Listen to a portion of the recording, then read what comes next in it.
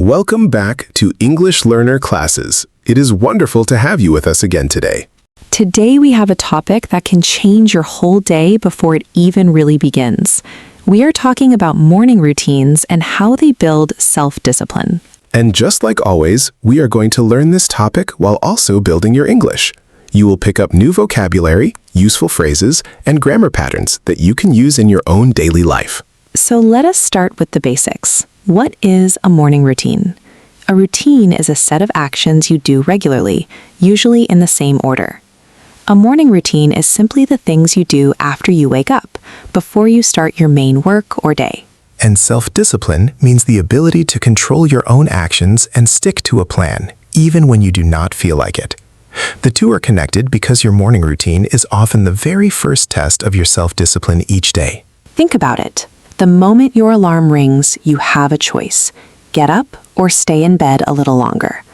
That one small choice often sets the tone for everything that follows. That is such a powerful idea. Let us talk about why mornings matter so much. In the morning, your mind is usually calm and fresh. There are fewer distractions, fewer messages, fewer people asking for your time. This makes it the best time to build strong habits. In English, we often say, set the tone for the day. This phrase means to create the mood or direction for everything that follows. A good morning routine sets the tone for the whole day. That is a wonderful phrase to remember. Another useful expression is win the morning. It means to start your day successfully and with purpose. If you win the morning, you win the day. This is a very popular saying among people who study self-discipline and productivity. Now let us go through a simple and practical morning routine step by step. As we go, we will explain useful vocabulary and grammar along the way. Step 1. Wake up at a consistent time. This means waking up at the same time every day, even on weekends. Consistency is the key word here.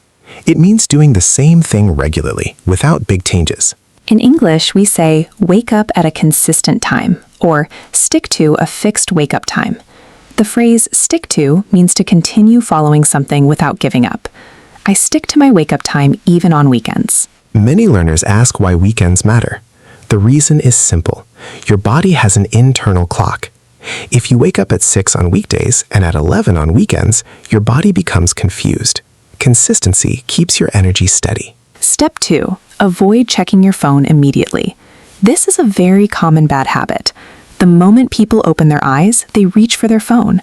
But starting the day with social media or messages can make your mind feel scattered and stressed before the day even begins. In English, we say reach for your phone. This phrase describes the automatic action of picking up your phone without thinking. I used to reach for my phone the second I woke up. Instead, try to give yourself even just 10 minutes without any screen. Use this phrase, screen-free time. It means time without using any phone, tablet, or computer. I have 10 minutes of screen-free time every morning. Step 3. Drink water first thing in the morning. This is a simple but powerful habit. After hours of sleep, your body needs hydration. The phrase, first thing in the morning, means the very first action you do after waking up. I drink a glass of water first thing in the morning. This phrase is extremely common in English and very useful for describing morning habits in general. Step 4. Move your body. This does not mean an intense workout necessarily. It can be stretching, a short walk, or light exercise. Movement wakes up your body and your brain. In English, we say, get your body moving, or get the blood flowing. Both phrases describe physical activity that increases energy. A short walk in the morning really gets my blood flowing. Step 5. Plan your day. Spend a few minutes writing down or thinking through what you want to accomplish.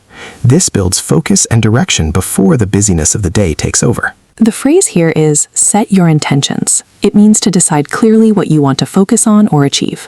I set my intentions every morning before I start working. Another useful phrase is, map out your day. It means to plan the structure of your day in advance. I like to map out my day with a short to-do list. Step 6. Do one small disciplined task early. This could be making your bed, reading for 10 minutes, or writing in a journal. The idea is to do something that requires a little discipline right at the start of the day. There is a popular saying in English, make your bed. It actually comes from a famous speech about discipline. The idea is, if you can complete one small disciplined task first thing in the morning, you build momentum for bigger tasks later. The word momentum is very useful here. It means the force or energy that keeps something moving once it has started. Completing a small task gives me momentum for the rest of the day.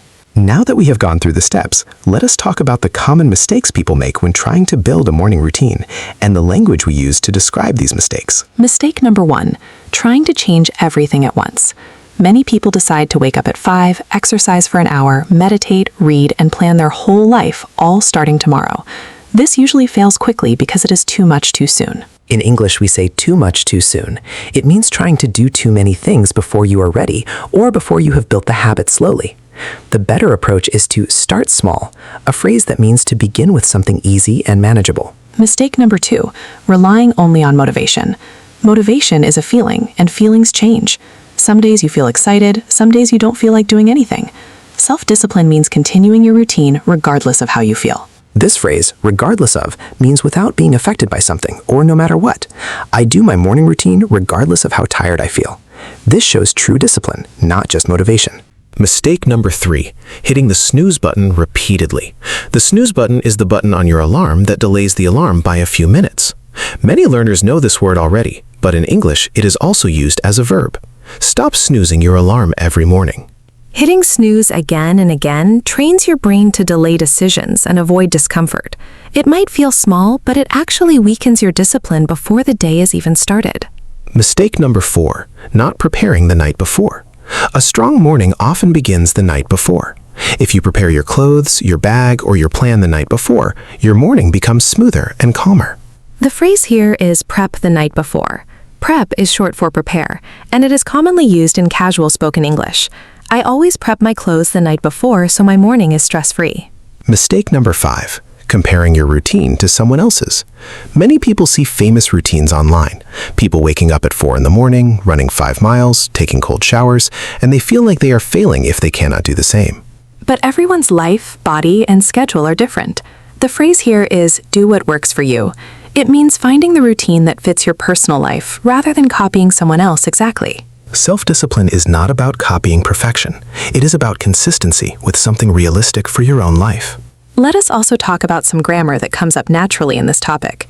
When we talk about routines and habits, we often use the present simple tense, because routines are repeated regular actions. I wake up at 6. I drink water before breakfast. She exercises every morning. These are present simple sentences describing habits and routines. We also use frequency words like always, usually, often, sometimes, and never. I always make my bed in the morning. I usually read for 10 minutes. I never check my phone right after waking up. And we use the structure before plus a noun or gerund to describe order. Before checking my phone, I drink water. Before starting work, I plan my day. This shows the sequence of your morning actions clearly.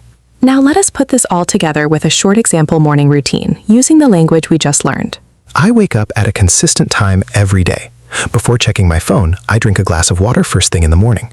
Then I get my body moving with a short walk. After that, I set my intentions and map out my day. I always try to complete one small disciplined task early, like making my bed, to build momentum. That is a perfect example. Notice how natural and simple the sentences are, but how much meaning and structure they carry. Self-discipline through a morning routine is not about being perfect every single day. Some mornings will not go as planned, and that is completely normal. The goal is consistency over time, not perfection in a single day. If you miss a day, don't be hard on yourself. Just continue the next day. Discipline grows through repetition, not through punishment or guilt. And as your morning routine becomes more stable, you will likely notice something wonderful. Your confidence grows too. Completing small promises to yourself every single morning builds trust in yourself over time. That trust in yourself is one of the most valuable things self-discipline can give you. It's not just about productivity. It's about becoming someone who keeps their own word.